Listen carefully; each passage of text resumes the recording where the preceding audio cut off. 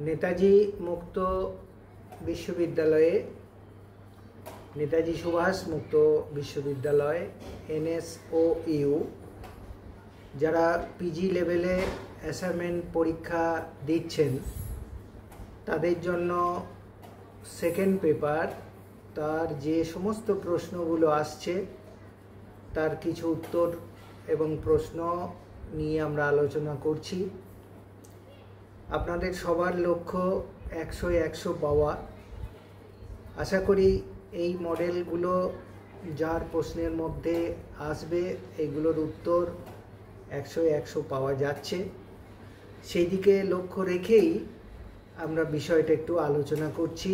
প্রথমে খাতায় এগুলো লিখে নেবেন, তারপর পরীক্ষা দেবেন। কারণ এবারের পরীক্ষার মধ্যে যে জটিলতা এসেছে সত্যিই এটা টেক্সটটা বিশেষ করে স্টাডি মেটেরিয়ালসটা পড়া না থাকলে সঠিক করে উত্তর দেওয়া বেশ মুশকিল আছে। তো প্রথম প্রশ্নটা যেটা আমরা বলি একটা মডেলে এইভাবে এসেছে যে আদর্শ চীনা ভাষার রূপ তত্ত্বগতভাবে কোন শ্রেণীর অন্তর্গত, মানে চীনা ভাষা এটাকে আমরা রূপতত্ত্বগতভাবে কোন শ্রেণীতে রাখব। এটার উত্তর হচ্ছে অশৃঙ্খলিত বা অসমবায়ী বা অজৈব ভাষা। দেখবেন অপশনে এইটাই দেওয়া আছে, অশৃঙ্খলিত বা অসমবায়ী বা অজৈব ভাষা। দ্বিতীয় প্রশ্ন, 1856 সালে সমাজ ভাষাবিজ্ঞান চর্চায় রেজিস্টার্ড কথার প্রবর্তককে, রেজিস্টার এটা ভাষাতত্ত্বের একটা টার্ম, এই রেজিস্টার শব্দটা কে প্রয়োগ করেছিলেন? উত্তরটা হচ্ছে রিড, ভাষাবিজ্ঞানী রিড, রহস্যই ড। প্রশ্ন আছে প্রাচীন সংস্কৃতে কারকের সংখ্যা কয়টি? এটার উত্তর 7টি। পরের প্রশ্ন, অ্যারিস্টটলের মতে অতিরিক্ত অলঙ্কারের ব্যবহার বর্জনীয়, তার কারণ হলো? উত্তর হবে দুর্বোধ্যতা সৃষ্টি করতে পারে। অর্থাৎ অতিরিক্ত অলঙ্কার দুর্বোধ্য তৈরি করে, দুর্বোধ্যতা তৈরি করে, দুর্বোধ্য হয়ে ওঠে। সেই জন্যেই এটাকে বর্জন করার কথা অ্যারিস্টটল বলেছেন। তাহলে উত্তরটা হবে দুর্বোধ্যতা সৃষ্টি করতে পারা। পরের একটা প্রশ্ন কারো অপশনে এসেছে, পাখিরা শব্দের মধ্যে যুক্ত রূপিম। আমরা জানি রূপিম দু রকমের, মুক্ত আর যুক্ত বা যুগ্ম। এইটা সংখ্যা কটি? এটা হচ্ছে উত্তরটা হবে একটি। কেন? কারণ যে পাখি আর রা, পাখি হলো মুক্ত রূপিম। মুক্ত রূপিম কাকে বলে? যে রূপিম নিজেই নিজের অর্থ প্রকাশ করে। আর বদ্ধ রূপিম কোনটা? যেটা হচ্ছে নিজে অর্থ প্রকাশ করতে পারে না কিন্তু অপরের সঙ্গে যুক্ত হয়ে অর্থটাকে কিছুটা বদলে দিতেও পারে, আবার অর্থটাকে ভিন্নভাবে প্রয়োগ করার ক্ষমতা রাখে। পরের প্রশ্ন, ভাষা বিজ্ঞানের ক্ষেত্রে তুলনামূলক পদ্ধতির যথার্থ প্রয়োগ কী করেছিলেন? ভাষা বিজ্ঞানের তুলনামূলক পদ্ধতির যথার্থ প্রয়োগ করেছিলেন আর.কে. রাস্ক। শৈশা সর্বৈব বক্রোক্তি উক্তিটি কার? উক্তিটি আচার্য ভামহ। উত্তরে দেবেন, অপশনটা আছে আচার্য ভামহ। পরের প্রশ্ন, লেখা থেকে লিখি এটি কোন জাতীয় ধ্বনি পরিবর্তনের উদাহরণ? এটি হচ্ছে স্বরসংগতি। 1933 সালের, পরের প্রশ্নে আসছি, 1933 সালে প্রকাশিত ল্যাঙ্গুয়েজ কথাটির প্রণেতাকে? এটা উত্তর হবে লিওনার্ড ব্লুমফিল্ড। আমরা ভাষাতত্ত্বের ব্লুমফিল্ডের নাম শুনেছি, ব্লুমফিল্ড। পরের প্রশ্ন, ভাষাবিজ্ঞানের ক্ষেত্রে তুলনামূলক পদ্ধতির প্রথম যথার্থ প্রয়োগ, এটা আমরা আগে একবার আলোচনা করেছি, আর.কে রাস্ক। ভারত সরকার বিজ্ঞান প্রযুক্তিগত পরিভাষা তৈরির প্রথম commission of scientific and technical terminology কত সালে তৈরি এটা হয়? এই কমিশন কত সালে শুরু করে কাজ? এটা হচ্ছে উত্তরটা 1960।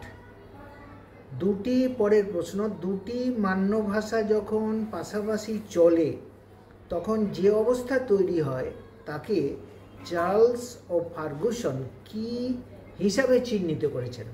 এটা হবে ডিগ্লোসিয়া, DIGLOSSIA। পরের প্রশ্ন, এটা aspect of theory of syntax 1965, যেটা aspect of theory of syntax গ্রন্থটির প্রণেতাকে? এই গ্রন্থটি লিখেছেন নোয়াম চমস্কি। গ্রন্থ প্রণেতা হলেন নোয়াম চমস্কি। বাংলা ভাষায় নাসিক্য ধ্বনি কোনগুলি? বাংলা ভাষায় নাসিক্য ধ্বনি দন্তেন্য ম এবং উ। চমস্কির গভর্নমেন্ট অ্যান্ড বাইন্ডিং তত্ত্ব পরবর্তীকালে কোন তত্ত্ব হিসাবে পরিচিতি লাভ করে? এটার উত্তর হবে প্রিন্সিপালস অ্যান্ড প্যারামিটার থিওরি। পরের প্রশ্ন, বাংলা ভাষায় কম্পিত ধ্বনি কোনটি? উত্তরে যে অপশনগুলো দেওয়া আছে তার মধ্যে উত্তরটা হবে র, মানে যেটাকে আমরা বয়ে র বলি, ওই রটা। পরের প্রশ্ন, পিজিন কোন ভাষাগোষ্ঠীর মাতৃভাষা বা প্রথম ভাষারূপ গণ্য হলে তা কি নামে পরিচিতি লাভ করে? এটা হচ্ছে ক্রেওল। পিজিনের আগের রূপটা কি বলা হয়? ক্রেওল। উত্তরটা হবে ক্রেওল। ফ্লোর আর্টস ও জন আর্টস কৃত বাক্যখণ্ডের শ্রেণী বিভাগগুলি কি কি? এখানে তারা বাক্যের শ্রেণী বিভাগ করেছেন তিনটি বাক্যখণ্ডের। একটা হচ্ছে সমপিকা বাক্যখণ্ড, অসমাপিকা বাক্যখণ্ড আর ক্রিয়াহীন বাক্যখণ্ড। এগুলো কমা দিয়ে পরপর অপশনে দেওয়া আছে, এটাই উত্তর করবেন। ওখানে যাও, এইখানে ক্রিয়া অনুসারে এটা কোন জাতীয় বাক্য? এটা হবে আদেশ অনুজ্ঞাবাচক। অপশনে দেওয়া আছে আদেশ অনুজ্ঞাবাচক, এই উত্তরটা করবেন। দেশের শব্দটিতে বদ্ধ ও মুক্ত রূপমূলের সংখ্যা কটি? দেখুন, এটাকে ভাঙলে হবে দেশ যুক্ত এর, তাহলে দেশের একটা স্বতন্ত্র আলাদা মানে আছে, সেই জন্য এটা মুক্ত, আর তার সঙ্গে এর যেটা, এটা হলো বদ্ধ। তাহলে একটা মুক্ত রূপমূল আর একটা হচ্ছে বদ্ধ রূপমূল। পরের প্রশ্ন, বাংলায় পার্শ্বিক ধ্বনির উদাহরণ কোনটি? উত্তরে দেওয়া আছে দন্তমূলীয় ল, অর্থাৎ দাঁতে লকে স্পর্শ করলে, আমরা যখন এই স্পর্শ করে উচ্চারণ করি তখন আমাদের জিহ্বার দুদিক দিয়ে অল্প বাতাস বের হয়ে আসে, এই জন্য এটার নাম হয়েছে পার্শ্বিক ধ্বনি। পরের প্রশ্ন যাচ্ছি, প্রাচীন ভারতে রুট থিওরির প্রবক্তাকে? প্রাচীন ভারতে রুট থিওরির প্রবক্তা হলেন পাণিনি। পরের প্রশ্নে যাচ্ছি, অর্থ প্রয়োগের দিক থেকে বাক্যের অন্তর্গত শব্দগুলির সিম্পোমেটিক রিলেশনশিপ এবং প্যান্ডাগেমেটিক রিলেশনশিপের প্রবক্তাকে? এটার উত্তর হবে শ্বশুর, পুরো নামটা ফার্দিনান্দ দা শ্বশুর। পরের প্রশ্ন, দেখুন অনেকগুলো প্রশ্ন আমরা আলোচনা করছি, আপনাকে উত্তর দিতে হবে 20টা। আসলে মডেলগুলো এক একটা আলাদা আলাদা, সেই জন্য আমরা অনেকগুলো প্রশ্ন কথা এখানে বলছি। প্রশ্ন, ভাষাবিজ্ঞানের ক্ষেত্রে তুলনামূলক পদ্ধতির যথার্থ প্রয়োগ কে করেন? এটার উত্তর হচ্ছে উইলিয়াম জোন্স। উইলিয়াম জোন্স, এটা আপনারা জানেন যে এশিয়াটিক সোসাইটিতে তিনি এই তুলনামূলক ভাষার বিষয়টা নিয়ে প্রথম একটা বক্তৃতা দিয়েছিলেন, তারপর থেকেই এই আলোচনা শুরু হয়।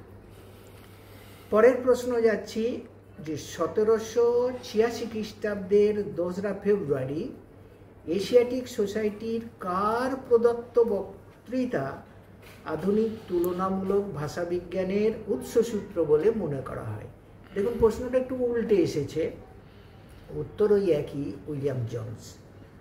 পরের প্রশ্ন, ভরতের রসসূত্র, আমাদের ভরতাচার্যের কথা বলছি, তার রসসূত্র বিশ্লেষণে গড়ে ওঠা যে অনুমিতিবাদ, এর প্রবক্তাকে? এর প্রবক্তা হলেন ভট্টশঙ্কুক। ভট্টশঙ্কুক। পরের প্রশ্ন, ধ্বনিকল্প বিরোধের প্রধান হিসাবে কোন পদ্ধতিটি গুরুত্বপূর্ণ? এখানে উত্তর হবে ন্যূনতম শব্দজোড় সন্ধান। ন্যূনতম শব্দজোড় সন্ধান। পরের একটা প্রশ্ন, গ্রিমের সূত্র অনুসারে ইন্দো ইউরোপীয় ভাষার তুলনামূলক জার্মান ভাষার ব্যঞ্জনধর্মী যে পরিবর্তন হয় তাকে কি বলা হয়? এই পরিবর্তনটাকে আমরা কি বলছি? First sound shift. First sound shift. পরের প্রশ্ন, একটাতে আছে দেখবেন রিস্কাট, রিক্সা, মূল জাপানি শব্দ রিক্সা থেকে আমরা এখন বলি রিস্কা। এটা কোন ধরনের ধ্বনি পরিবর্তন? আসলে এটা ধ্বনি বিপর্যয়। উত্তরে করবেন বিপর্যয়, কারণ দন্তেশ্ব আর ক তাদের স্থান পরিবর্তন করেছে। পরের প্রশ্ন, মইনুল বাড়ি গিয়া পয়সা নিয়ে বাজারে যাবে, এখানে কোন ধরনের সংবর্তন হয়েছে? আসলে এখানে দেখবেন যে সংবর্তন আছে, যে তো হবে না কারণ বাক্যের মধ্যে যে থাকবে। সংযোগধর্মী আছে, সংযোগধর্মীটাও হবে না, মানে সংযোগধর্মী বাক্য সংযোজন এটাও হবে না। বিলোপনে আপনাদের স্টাডি মেটেরিয়ালসে দেওয়া আছে যে বিলোপনটা, যা সমধর্মী বিশেষ্যগুচ্ছ, এই উত্তরটাও না দিয়ে আরেকটা যেটা 4 নম্বর উত্তর আছে সেই উত্তরটাই আপনাদের করতে হবে, কারণ ওই উত্তরটা করলে দেখা যাচ্ছে পুরো 100-ই 100 পাওয়া যাচ্ছে, অর্থাৎ ওই উত্তরটাকেই বিশ্ববিদ্যালয়ে মেনে নিয়েছে। পরের প্রশ্ন, ভরতাচার্য মূল রস বলে যে 4টি রসের কথা বলেন সেগুলো কি কি? সেগুলো হচ্ছে শৃঙ্গার, রৌদ্র, বীর এবং বীভৎস। আমরা জানি আমাদের 8টা রস আছে, আর ভারতীয় রসশাস্ত্র অনুযায়ী শান্তকে, সম্ভাব থেকে শান্তকে ধরলে 9টা রস হয়, কিন্তু ভরতাচার্য 4টেকে প্রধান বলেছিলেন। কোন 4টে? শৃঙ্গার, রৌদ্র, বীর এবং বীভৎস। পরের প্রশ্ন যাচ্ছি, স্বরকক্ষ, আমাদের এই জায়গায় স্বরকক্ষ থাকে, স্বরকক্ষের মধ্যে আমরা স্বরযন্ত্র, আমাদের ফুসফুস থেকে শুরু করে একদম বাকযন্ত্র এই মুখ পর্যন্ত, এটাকে আমরা স্বরযন্ত্র বলি। এই স্বরকক্ষে প্রশ্নটা দিয়েছে, স্বরকক্ষের মধ্যে অবস্থিত 2টি শ্লৈষিক ঝিল্লির নাম কি? এটার উত্তর হবে স্বরতন্ত্রী।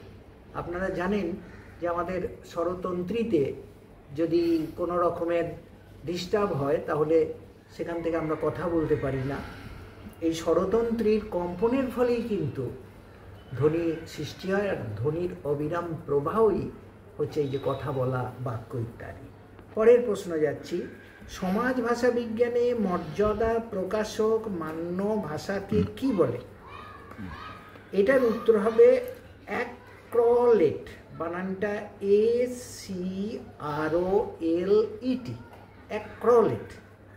পরের প্রশ্ন, সাহিত্য বিচার হলো সাহিত্যের ব্যাখ্যা, সাহিত্যের বিশ্লেষণ নয়। কোন ভারতীয় কবি এই অভিমত পোষণ করেন? এটার উত্তর হবে রবীন্দ্রনাথ ঠাকুর। উত্তর রবীন্দ্রনাথ ঠাকুর। পরের প্রশ্ন যাচ্ছি।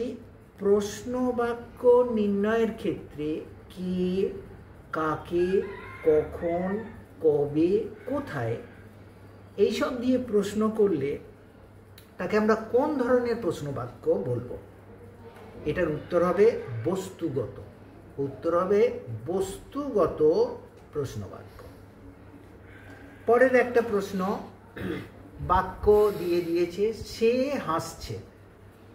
এবার অপশনে দিয়েছে যে এইটা কোন ধরনের হবে, সকর্মক হবে, অকর্মক হবে, নাকি